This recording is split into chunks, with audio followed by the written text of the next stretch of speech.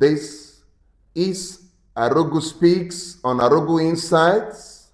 Today, we'll be talking about something very important. We'll look at the strategic imperative of maritime law education in Nigeria, leveraging on the Gulf of Guinea for economic transformation. Nigeria stands at the crossroad of maritime destiny, with over 853 kilometers of Atlantic coastline stretched before us, cradling the largest port complex in West Africa and anchoring a nation in the strategic heart of the Gulf of Guinea, the pulsing artery of global energy shipping. These are not mere geographical facts, they are endowments that rival any in the developing world. Yet, unfortunately, Nigeria remains, this economic potential remain underdeveloped, underexploited, shackled in part by a critical shortage of indigenous maritime law expertise. This lecture today is not an introduction to an esoteric elective. This lecture is a call to recognize maritime law as a strategic national priority. Together, we will explore why Nigeria must institutionalize its teaching, how it drives economic growth, the rich employment ecosystems it creates, and the unparalleled maritime endowments we possess in the Gulf of Guinea. Nigeria is like a country that is blessed, but the country is unaware of our blessings. Blessed with such potentials, yet we live in lack and we rely solely on crude oil. Today, we are going to open our eyes to the opportunities that await us in the Gulf of Guinea. That's the purpose of today's lecture. One, we will look at the compelling case for maritime law education. Nigeria is the giant of Africa. We hear that always, that say the giant is lame or the giant is in a comatose state. But by population, we are giants with over 230 million people and a GDP, yet we languish outside the top 100 in the United Nations Conference on Trade and Development. In course of this lecture, we'll be talking about UNCTAD Liner Shipping Connectivity Complex. The Nigerian Maritime Administration and Safety Agency, NIMASA, estimates that cabotage violations and illegal bunkering bleed our treasury of $10 billion annually. Only 12 Nigerian universities offer maritime law as a course. A great university, the Rivers State University, is one of those 12 universities. And then, none of the universities in Nigeria runs a postgraduate specialization level on maritime law, just like you can do in Singapore or in Norway, countries with the same maritime endowment like Nigeria. The Gulf of Guinea accounts for a quarter of global pirate attacks, according to the International Maritime Organization 2024 report.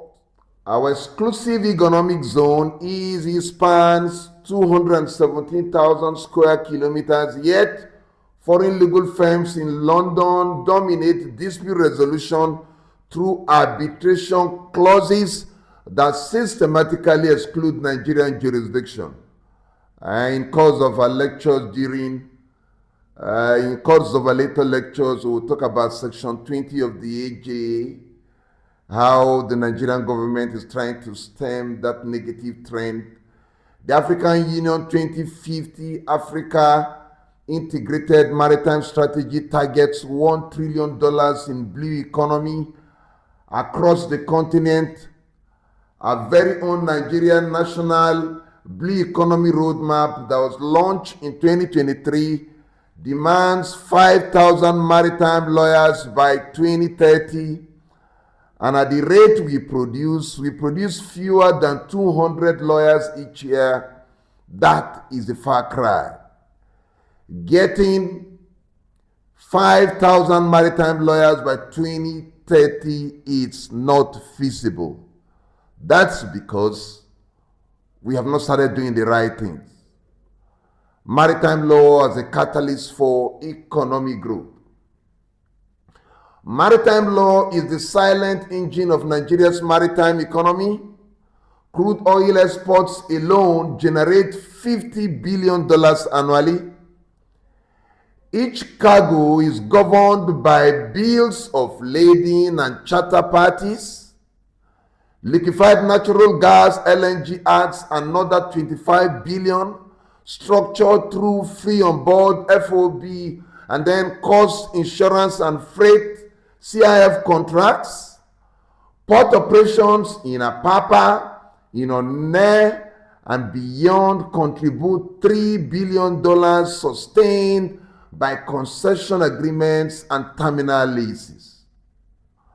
Our fisheries within the EEZ yield $1.5 billion under licensing regimes that demand constant legal vigilance. We are trying to extract the opportunities that are bound for maritime lawyers in Nigeria. Beyond these direct revenues lie powerful multipliers. Nigerian banks forfeit about $500 million yearly in ship financing syndication fees to London. 95% of hull and cargo insurance policies are underwritten abroad. Dispute resolution costs us $200 million annually in foreign arbitrator fees. The Coastal and Inland Shipping Cabotage Act of 2003 reserves coastal trade for Nigerian vessels, yet non-compliance drains $2.8 billion each year, according to the estimates from NIMASA. Maritime lawyers are indispensable to prosecute waivers, register vessels, and structure compliant special purpose vehicles, SPVs. Let us look at the employment opportunities in the maritime sector.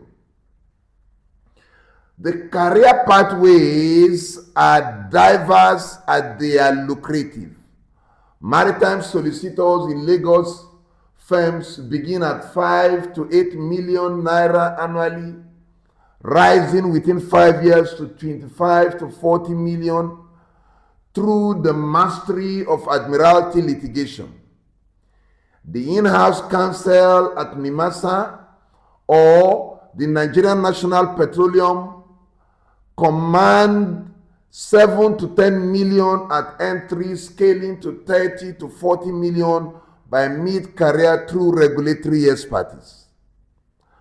Protection and indemnity P&I club correspondent handling claims start at 6 to 9 million naira, reaching 20 to 35 million within years. We are looking at the economic opportunities for maritime lawyers.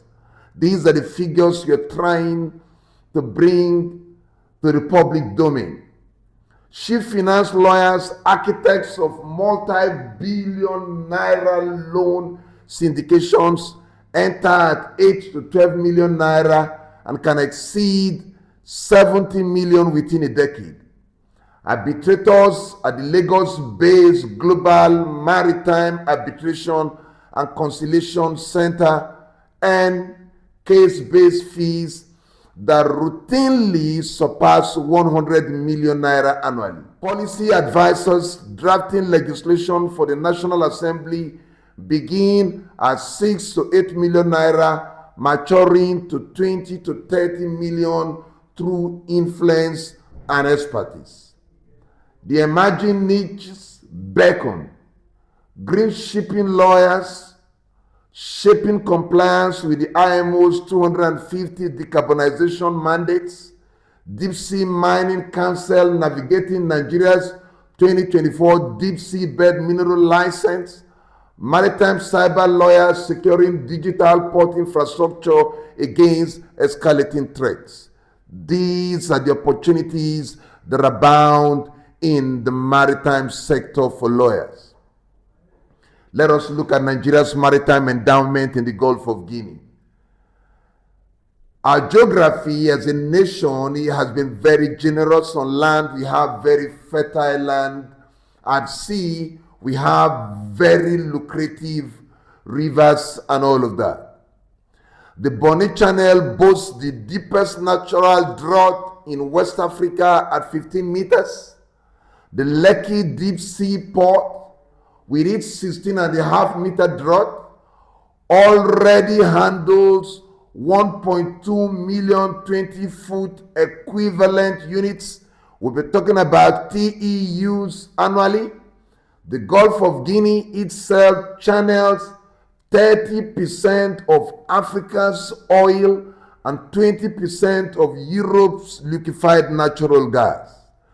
Beneath the waves lie 37 billion barrels of crude oil reserves governed by the Petroleum Industry Act 2021, 200 trillion cubic feet of natural gas under the Nigerian LNG Act, 1.3 million tons of annual fisheries regulated by the Sea Fisheries Act 1992, and an estimated 500 million tons of manganese nodules awaiting the pending deep sea bed mining bill. On land and water, 6 federal ports with 25 terminals and 300 kilometers of navigable inland waterways form the backbone of our maritime infrastructure. Nigeria is indeed very blessed. Look at the Niger and the Benue meeting at Lokoja and then draining through the Delta via the tributaries to the Atlantic. Nigeria is blessed. River Sokoto, River Kaduna, River Rima, River Ka. All of these rivers, they form the over 3,000 kilometers of navigable inland waterways. Nigeria is indeed blessed. The Dangote refinery jetty, serving the world's largest single-train refinery, stands as testament to the private sector ambition anchored in maritime law. Let us look at the course outline for maritime law undergraduate program in Nigeria as provided by the National Universities Commission. To ground our discussion on the formal framework of legal education, we will always turn to the guidelines that are established by the National Universities Commission, the federal government agency responsible for accrediting and regulating university programs in Nigeria. And now we have the NUC's core curriculum and minimum academic standards, what is referred famously to as the CCMAS for undergraduate law programs, that was introduced last year in 2023 as an evolution of the earlier benchmark minimum academic standards, what was famously referred to as BMAS. And it provides a structured pathway for integrating specialized courses like maritime law into the Bachelor of Laws LLB curriculum. These standards ensure that all law graduates possess foundational knowledge while allowing for electives that address national priorities such as Nigeria's maritime sector.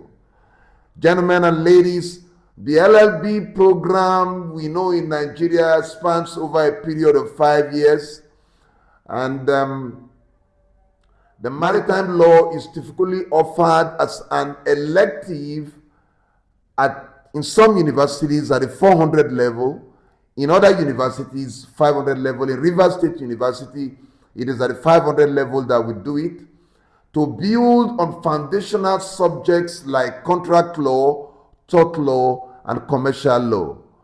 The NUC mandates the electives like maritime law to align with the program's learning outcomes, designed to producing graduates who can apply legal principles to real-world scenarios, including economic development sectors like shipping, trade, and resource management. The specific course outlined for maritime law as per the NUC CC Mass for Law emphasizes practical and theoretical competence in admiralty and ocean law. It includes lectures, seminars, moot courts, and field visits to ports like Apapa, Lekki, and all of that. Here in Port Harcourt, the students have embarked severally, gone at sea with the Nigerian Navy and all of that during the Nigerian Navy Open Week. It's an opportunity for the students to have a hands-on experience on real-life shipping practice.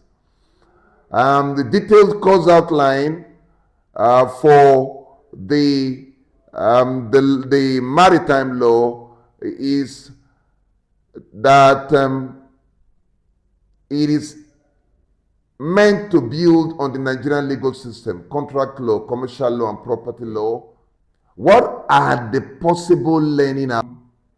The assessment. How do you assess students of maritime law?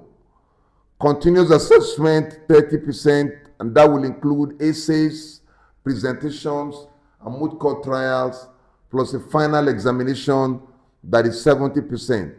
What are the possible learning outcomes? By the end of the semester, students will be able to analyze key principles of international and domestic maritime law, advice on shipping contracts, marine insurance and dispute resolution, evaluate Nigeria's maritime policies in the context of the Gulf of Guinea, and apply legal frameworks to emerging issues like piracy and sustainable blue economy practices. The detailed outline will include introduction to maritime law. Here we will undertake an overview of the historical development of maritime law from the ancient codes, for example, the Rhodian Sea Law, to modern conventions like the United Nations Convention on the Law of the Sea. We will look at definition of key terms, admiralty jurisdiction. We'll look at the jurisdiction of the Federal High Court on admiralty matters. We'll look at territorial sea. We'll look at the high seas. We'll do an introduction to Nigeria's maritime legal framework, including core legislation like the Admiralty Jurisdiction Act 1991 and the Merchant Shipping Act 2007. After that, we will look at the International Maritime Conventions and Nigeria's ratification and all of that. You know, in Nigeria, once we accede to international conventions, that alone does not make the law, that convention law in Nigeria. It must be what? Domesticated.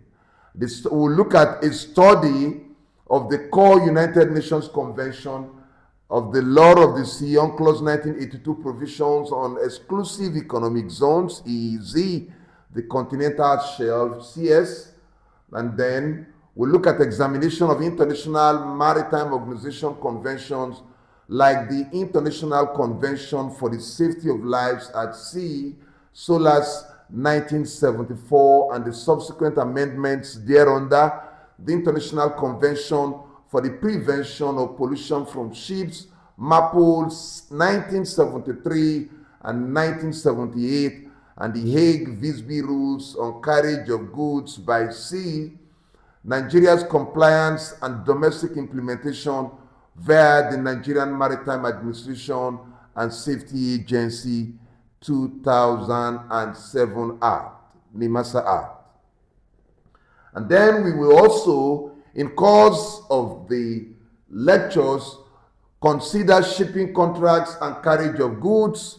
We'll look at what are bills of ladings, what are charter party contracts, time and voyage charters, bills of ladings are documents of title, an analysis of common law principles and statutory modifications under the Carriage of Goods by Sea Act, COGSA 1926, as applicable in Nigeria. We'll consider case laws. We look at the Addains 1951 on deviation, and then Nigerian case law on cargo claims. That will be covered during the course of the session. And then we will look at marine insurance and risk management. We will look at the principles of utmost good faith, uberime fide, insurable interest and subrogation.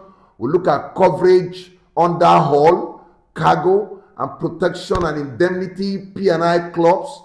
We look at the Marine Insurance Act 1963 and its relevance to Nigerian ports. We look at emerging issues, cyber risks in shipping, and green insurance for low carbon vessels. Then we'll go to something very core and critical. We'll look at maritime lanes. We'll look at collisions and salvage. We'll look at creation and enforcement of maritime lanes for necessities, wages, and bottomry, rules on collision under international regulations for preventing collision at sea, COLREG 1972, the law of salvage. We'll look at the decision in the Tojo Maru 1972, and then the Salvage Convention 1989. We will look at the Nigerian perspective by looking at the Admiralty Procedure Rules for in-rem actions. And then we will look at something very topical. We'll look at piracy, security, and dispute resolution in the Gulf of Guinea. We'll look at the legal responses to piracy under UNCLOS Article 101, very famous, I think one of the most famous articles under the United Nations Convention on the Law of the Sea. And then the International Maritime Organization guidelines. We'll look at Nigerians' role in the Gulf of Guinea piracy hotspot. We'll look at the Yaoundé Code of Conduct and NIMASA Deep Blue Project. We'll look at arbitration versus litigation. We'll look at the Lagos Court of Appeal jurisdiction and international options like the London Maritime Arbitrators Association. Then we will look at Nigeria's maritime economy and policy. We'll look at cabotage under the Coastal and Inland Shipping Act 2003.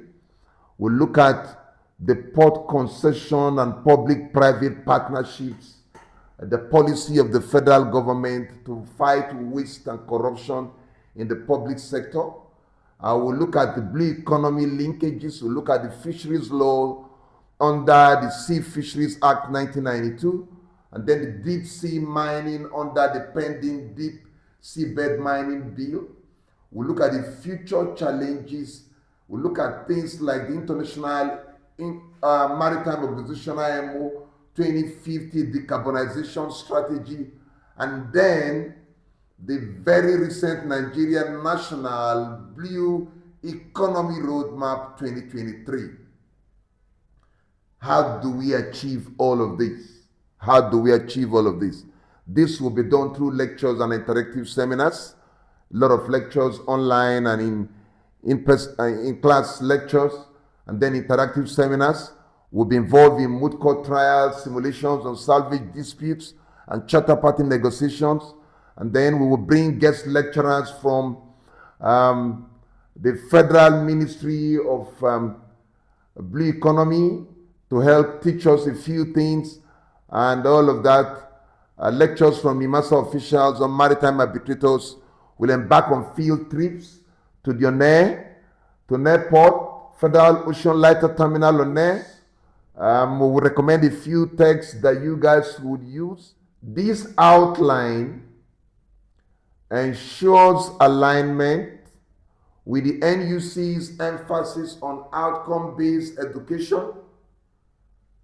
There is an emphasis by the National University Commission on action-based education, fostering graduates who can contribute to Nigeria's maritime sector while upholding ethical standards. University may adapt it slightly for local relevance, but core elements remain mandatory for what? Accreditation.